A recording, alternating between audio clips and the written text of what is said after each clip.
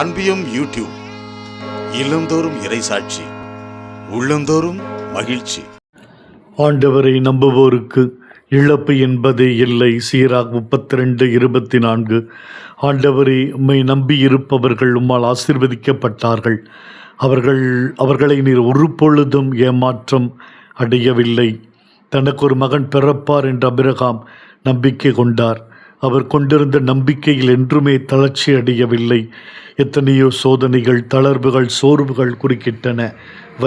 முதிர்ந்து போன நிலை, வயதானதால் இனி கருத்தாங்க முடியுமா என்கிற சந்தேகம், பல்வேறு இடர்பாடுகள், இவைகளின் மத்தியிலும் ஆபிரகாம் விசுவாசத்தை இழக்கவில்லை.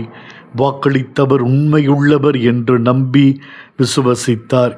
முதிர் வயதில் ஒரு மகன் பிறந்தாலும் இறைவனாகிய நீர் அவரை பலி கொடுக்க சொல்லுகின்ற பொழுது அவர் தயங்கவில்லை.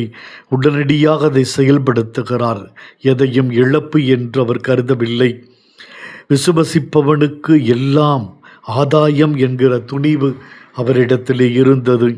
ஆண்டவரே, எங்கள் வாழ்வில் சோதனைகள், வேதனைகள் மத்தியிலே உம்மையே நம்பி எங்கள் வாழ்வை நாங்கள் வாழவும் நீர் எங்களை ஆசீர்வதிக்கவும் வேண்டுகிறோம்.